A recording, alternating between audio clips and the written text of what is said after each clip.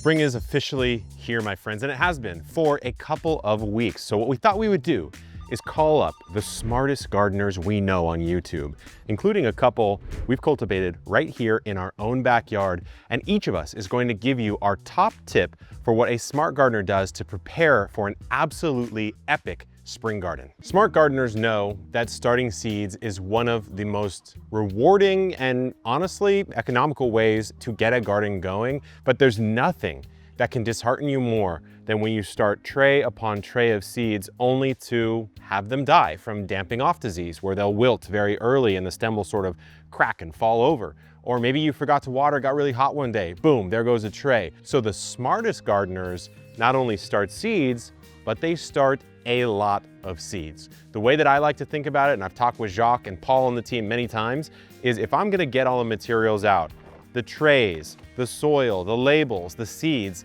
and sit there and vibe out and plant a bunch of them, I'm gonna plant more than I think I need. Why? Because the garden is fickle, my friends. You never know truly what the season is going to bring. Just last season, I had this dilemma happen to me. We started a ton of tomatoes. They were looking healthy, vibrant, ready to get in the garden. And then an extra week ticked on by, and what happened? They went from about this big to this big, transplanted some of them, cracked, fell over, and I lost a couple of them. It was very unfortunate, but it wasn't that unfortunate because I was a smart gardener last year and I had a whole nother tray of tomatoes that I could transplant in to substitute, especially for those of you growing in colder climates where you have a much shorter growing window. I think it's even more important to get more seeds started than you think to make sure you have coverage in case anything goes wrong. And speaking of, we do have a very smart gardener who's been working out here in the homestead backyard. And no, it is not Jacques the garden hermit. It's in fact Paul, who some call Jacques number 2 or Kevin number 2. We've been considered triplets. You'll have to let us know. Here's Paul. So one of the biggest things that I've picked up while helping out in the garden is fertilization and doing it the right way. Spring is the perfect time to do it. It really sets up your garden for success in the summer.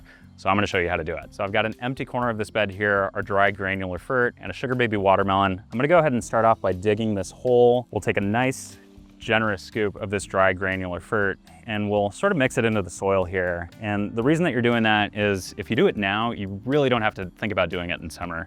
So we'll go ahead and get our seedling or a transplant, pop that right into the hole, cover her on up, do an extra little scoop over the top. Mix that into the soil, make sure that the roots are touching the fertilizer, and then we'll cover that on up with mulch. Again, really doing it now sets you up for the long haul. You don't have to think about doing it for the rest of the season. So let's pop into our next spring tip. I don't know how you guys are doing in your gardens, but the Southwest has had the hottest March on record in all of history, which means that it's probably going to be a really hot year. So this spring I am preparing for the summer heat by thinking ahead in the garden to make sure that my plants don't get burned in the upcoming summer. If there was a Janina convention for the gardening world, this right here would be considered a war crime, because this is a beautifully built fresh garden bed that is sitting exposed to the sun, and that can only do harm. There is really no benefit at all to allowing your soil to get exposed to the sun. It doesn't need a tan, it doesn't get any vitamin D, all it's doing is losing the life that's within it. Not only that, but direct sun contact is going to heat up the soil, which you might argue has a very, very slight benefit in the early spring months when you're trying to warm up your soil. But beyond that, all it's doing is it's leading to evaporation of the surface moisture, heating of the soil, and destruction of all soil life that exists on that surface. So what do we need to do? Well, look around it for the first hint, and that is that we need to mulch this bed. Look, we've all heard about mulch before, and we know that while it can technically grow on trees, it can also be quite expensive to source and have enough to actually cover your entire garden space. So I do want to cover a couple different options, including some free and cheap ones. Now, the first option for mulch is going to be wood. It's best for pathways. I don't like to mix it into my beds because it doesn't break down. You could get this for free via chip drop, or you could get very cheap in bulk. Now, for the actual garden bed, my favorite is always going to be an organic straw mulch. This is the one that we make and carry. It is grown in the United States. It's organic, so you know it's going to be pesticide free. The beauty of straw in the first place is just how reflective it is. You could see the sunshine literally being reflected away. That's cooling your soil while also retaining the moisture, because as water tries to evaporate, it hits the straw, reprecipitates, and drips back into your bed. Now, in terms of things that you could find for free, well, cardboard can technically be a mulch. You could lay it on your garden bed, cut holes out, plant into that if you really want to.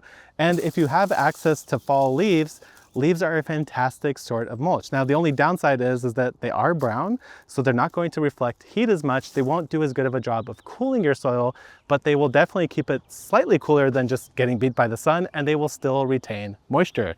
Now, one of the cool free amendments and mulches that you could get is something from your local coffee roaster. In this bag, I have coffee chaff. This is the material that comes off the coffee bean when they roast it. This is a waste product. They literally give it away for free at my local coffee shop.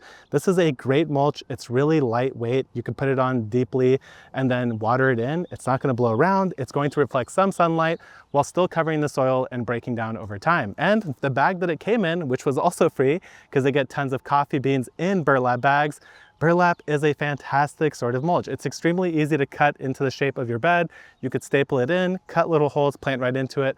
And again, it's going to act as mulch. It's not going to be as good as something like leaves, coffee chaff, or even straw, because those will break down into organic matter more quickly and feed your soil. But having your soil covered is the #1 thing that I would recommend, especially as we go from spring into summer. Don't leave any soil bare. Today I'm going to share with you probably the least glamorous gardening tip, but one that is absolutely essential if you want to have an absolutely beautiful garden this spring, and that is automatic irrigation. Some folks love to get out to their garden at least once a day, swinging the hose around, making sure that they get to talk to each plant, they get to check in and water each plant diligently. And to those gardeners, I say, I love it. Go for it. Unfortunately, right now, with the season of life that I'm in, having 2 kids and a business going, I really can't dial in my hand watering game like I want to. So I have to rely on automatic irrigation. But it has saved my life, and there are a few reasons that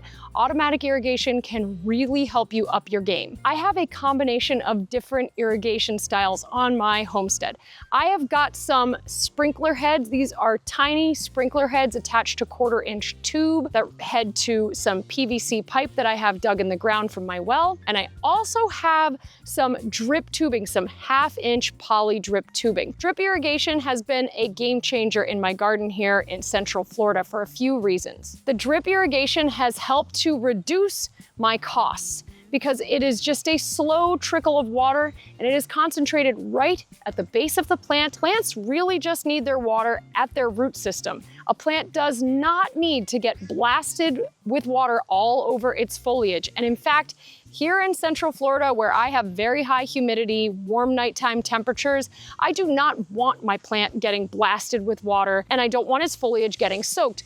This is a breeding ground, a recipe for fungal problems and other diseases. Drip is also great because it's a slower release. I am going to be able to control how much water I spend on my garden. If I want to be water thrifty, I'm just going to turn it on for a short amount of time, make sure that my plants get a nice drink of water, and then I'm going to turn it right off. Then I have my little sprinkler system, and that is here in my raised bed garden. The sprinkler system is wonderful. It is giving me really good coverage on my little raised beds here.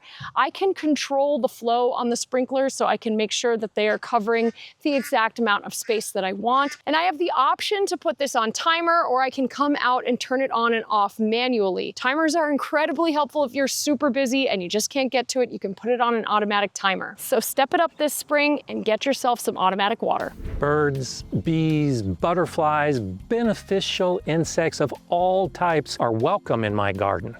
And I'm doing everything I can to attract and support them.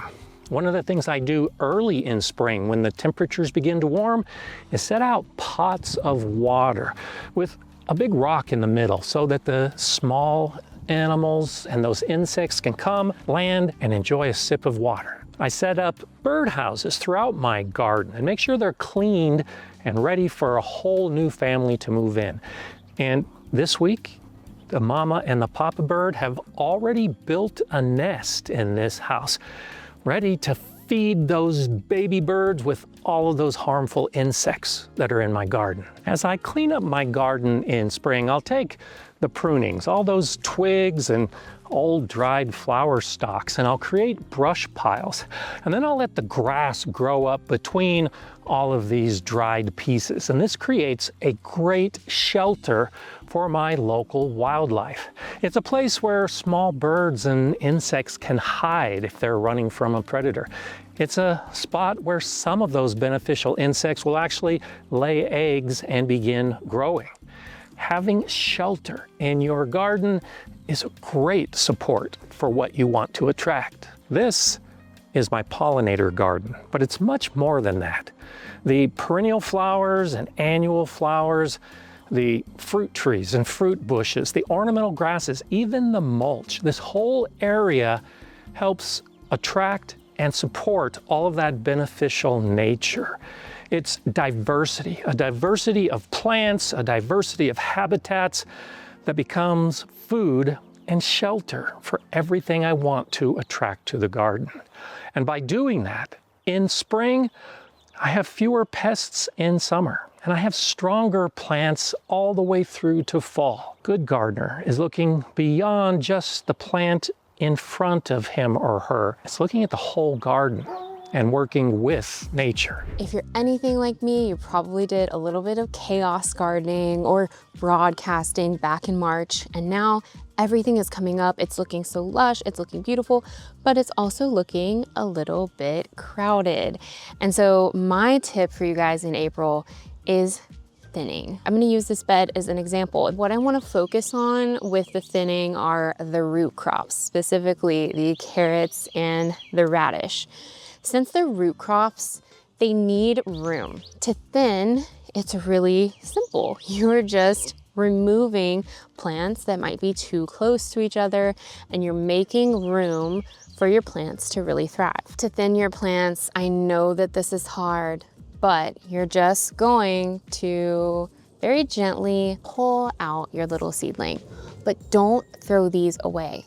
You can eat these as microgreens, and microgreens have been shown to be way more nutritionally dense than when the plants are full grown. You're actually getting more nutrition out of these. At the very least, if you have chickens, give them to your chickens because they're also good for them, and you'll get more nutritious eggs. Some people might find the task of thinning really tedious, and they might prefer to just thin while they're planting to begin with, but I prefer planting this way because I just feel like it is maximizing the space of every single inch of your bed, all while the seedlings, as they're growing, are kind of acting like this living mulch that is protecting the soil. Have you ever had a plant that you just recently transplanted start to go limp on you, leaf curl, maybe even yellowing, and eventually lean over and die? Well, this is transplant shock. But you know what? Let me start over. You started it from seed, and you've been carefully cultivating and growing for at least 6 to 8 weeks. Now the season is starting to warm up, and it's finally time to transplant. Or is it? I mean, because if you truly think about it, your plant has been living the sweet life. It has the best conditions, the best climate, the best temperature. And before we truly take this plant out and just throw it to the wolves, so to speak, I think we need to toughen her up. And what I like to do is harden this plant off by doing what I like to call plant playdates. And now, truth be told, this is actually a term that was first coined by my wife, who was a high school biology teacher, when I was explaining to her the process of trying to harden off a plant for the very first time to try to alleviate transplant shock.